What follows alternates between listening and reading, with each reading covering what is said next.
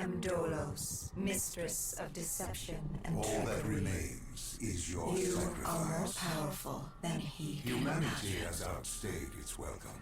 The dead shall inherit the earth. Listen to the sound of my voice. Can you hear me? Who's there? I can't see you. My name is Dr. Salim. We've met before. Dr. Salim. Where am I? You have fallen between the world of the living and the dead. The void. I'm dead? No, I can't be dead. Deimos, I have to stop him. And you still can. I'll explain as we go. For now, you must trust me. Think back to Coalescence. The start of your journey. The beginning. The beginning.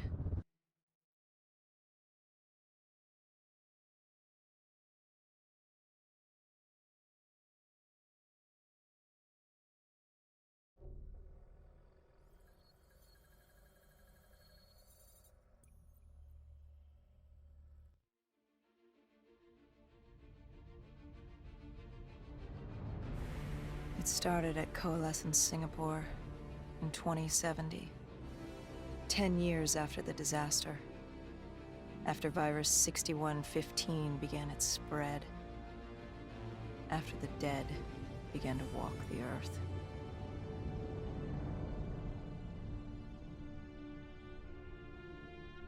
We'd lost comms with John Taylor's squad, another undead extermination team. Dead killers, we were called. With our cybernetic augmentations, we were impossible to infect. We were trained to terminate.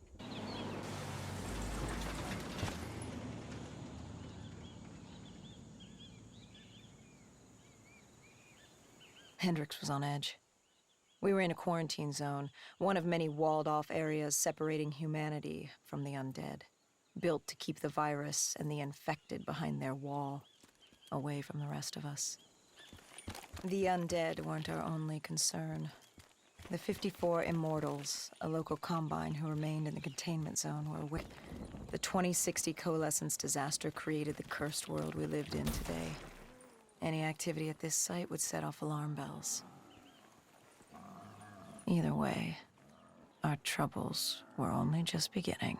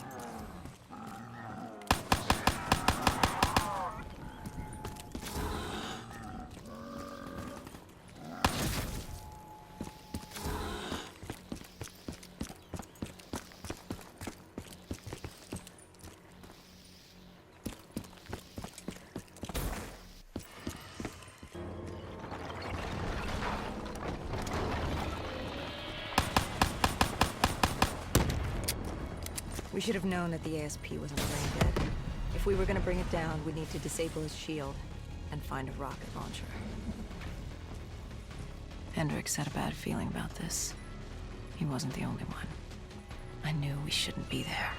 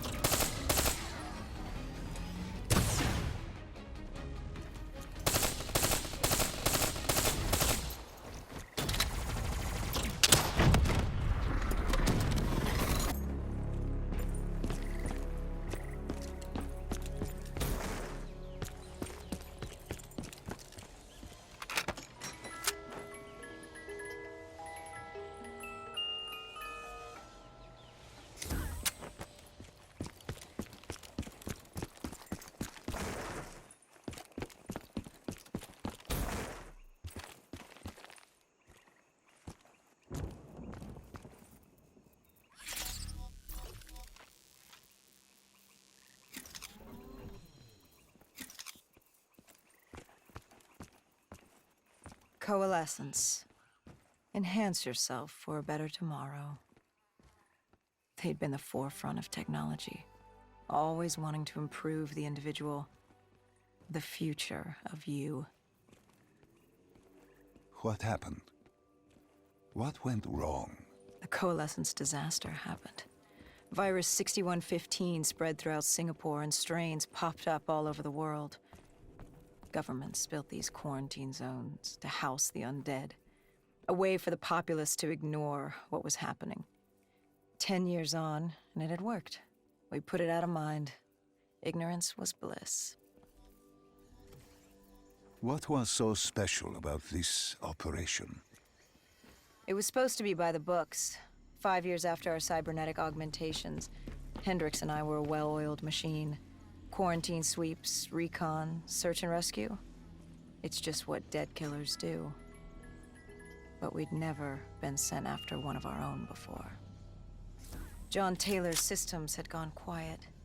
With our direct neural interface, we're hardwired into Winslow Accord servers. Observation knew if you were dead or alive. For Taylor to be neither, that was unusual.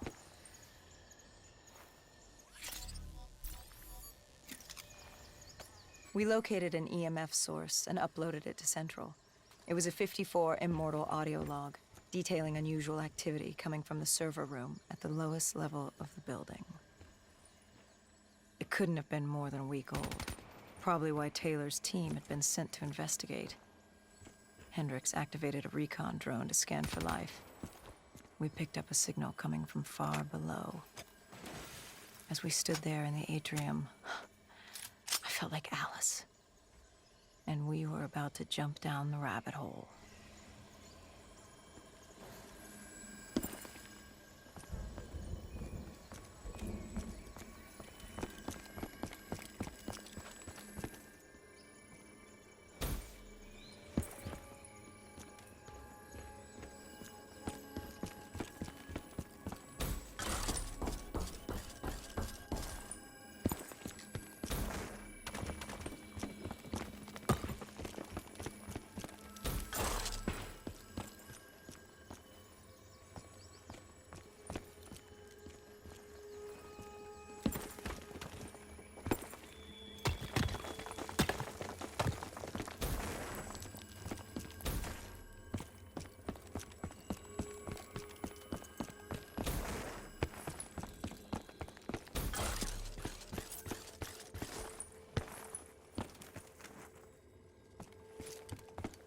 Our drone picked up activity ahead. We should have known we weren't alone down here.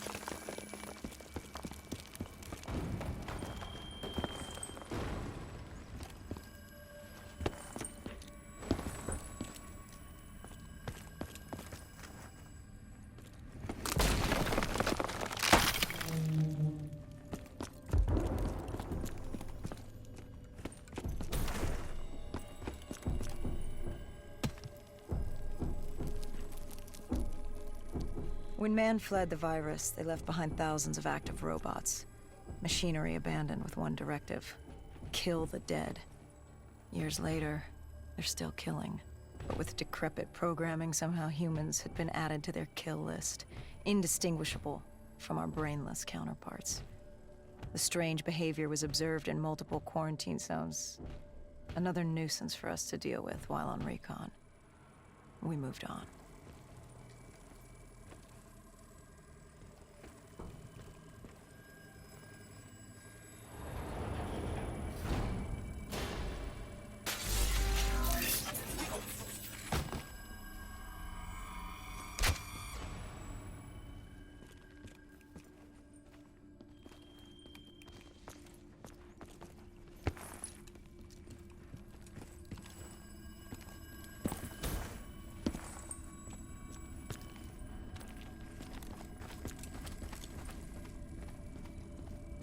We reached the silo's floor, but the signal came from lower still, below Coalescence.